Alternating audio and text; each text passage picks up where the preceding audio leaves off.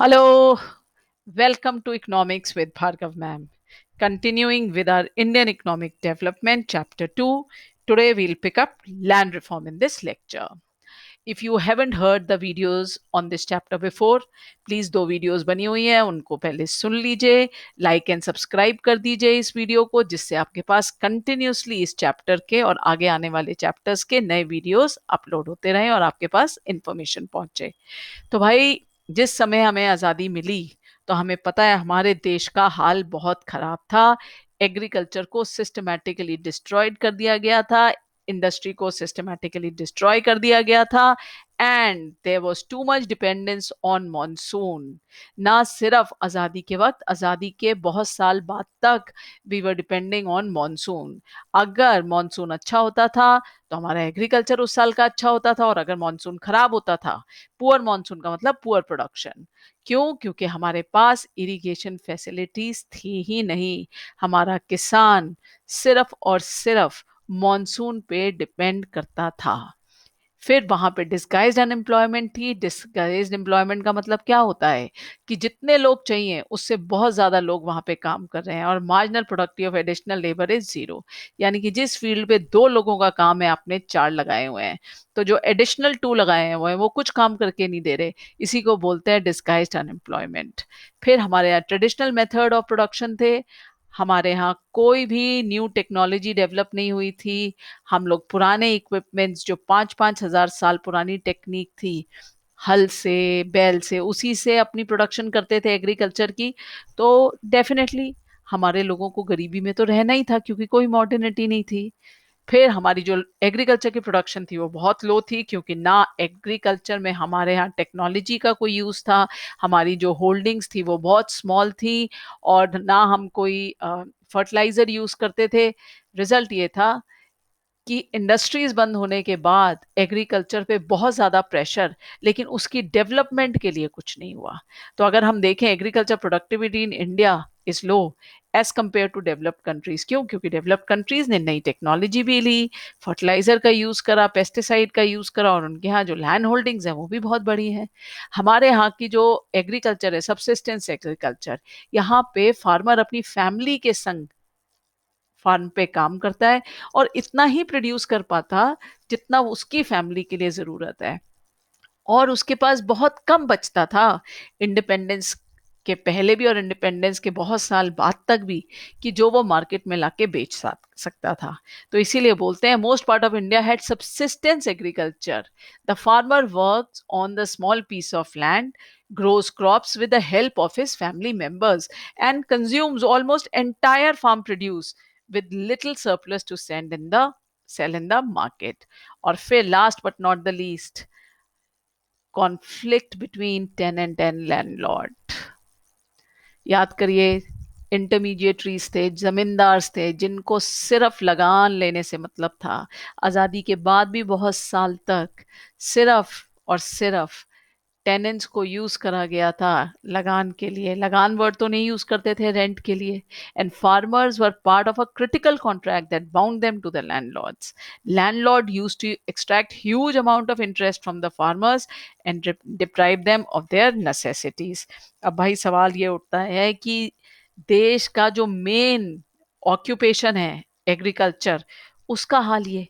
तो जो हमारे पॉलिसी मेकर्स थे इंडिपेंडेंट इंडिया के, उन्होंने कहा भाई इस प्रॉब्लम को तो एड्रेस करने का सिर्फ तरीका यह है कि we should have land reforms and we should promote high yielding variety of seeds. और इन दोनों ने actually it ushered a revolution in Indian agriculture.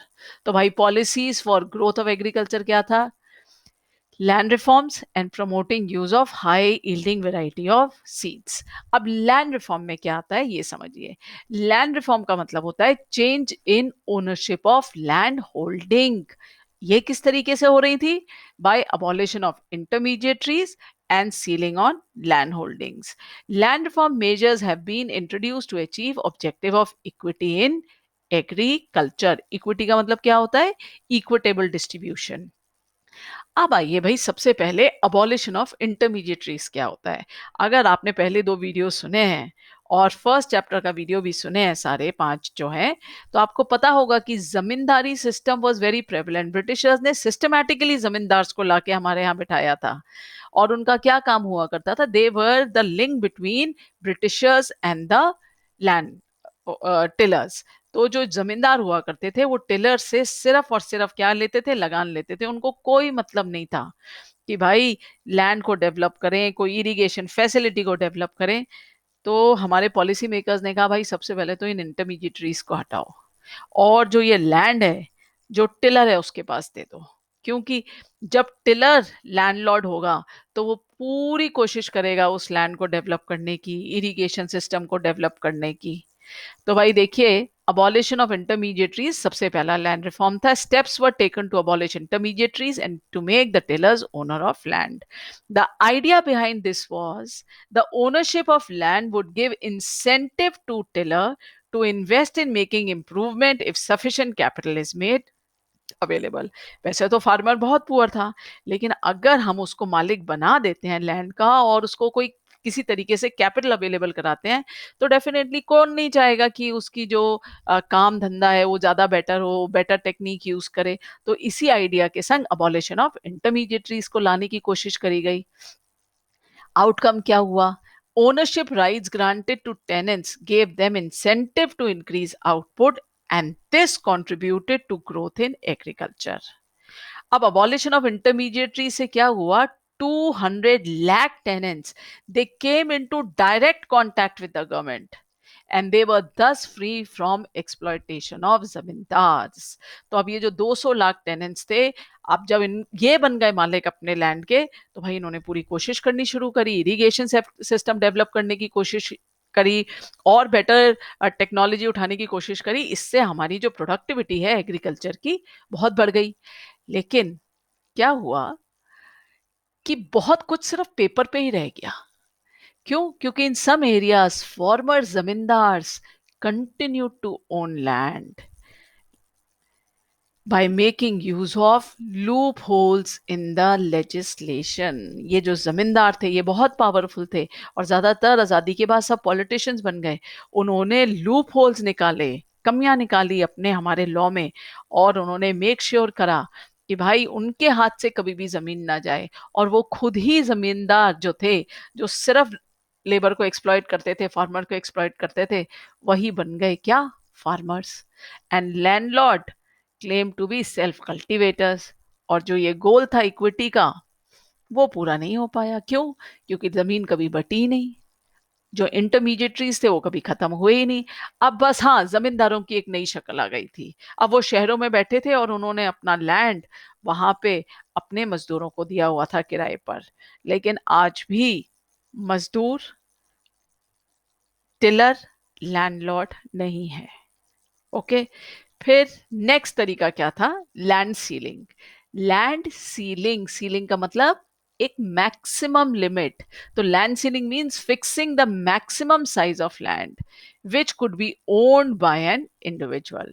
Land ceiling was another policy to promote equity in agriculture।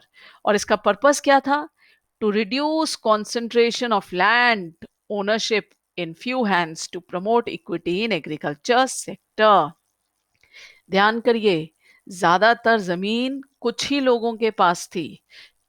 कुछ लोगों के पास सैकड़ों एकड़ जमीन, और बाकी सब लोग उसके लिए काम कर रहे। और जो छोटे फार्मर्स, उनके पास फार्म लैंड इतना छोटा कि उसके ऊपर कोई मॉडर्न टेक्नोलॉजी यूज ही नहीं हो सकती। तो गवर्नमेंट ने कहा भाई लेट्स पुट अ सीलिंग, कि आप इससे ज्यादा लैंड एक जना ओन नहीं कर सकता।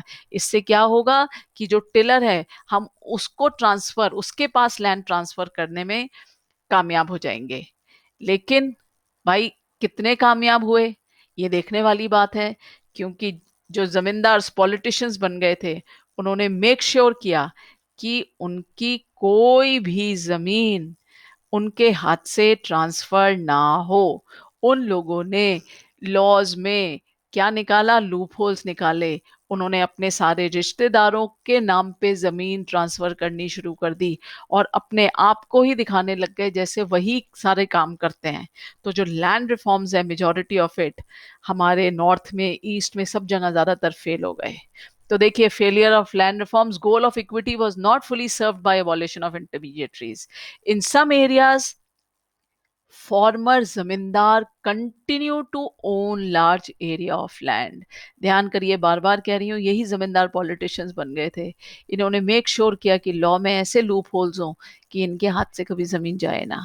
The poorest of agricultural labour did not benefit from the land reforms. क्योंकि जो गरीब था वो तो इतना गरीब था कि वो उनके अगेंस्ट आवाज उठा ही नहीं सकता था. तो land reforms totally fail.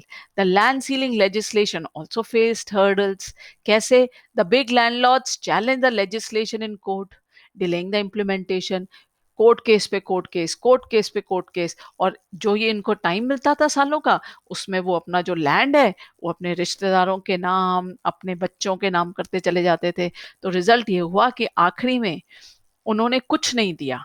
So they used to delay the register their land in the name of close relatives, thereby escaping from legislation. The legislation also had a lot of loopholes which were exploited by the big landlords to retain their land. सारे landlords ने loop holes को use करा और जो land था उसको अपने पास ही retain रखा. Unfortunately, level of commitment was missing in other states and inequality in land holding continued till date. और आज भी हालत बहुत ज्यादा कोई सुधरी नहीं है.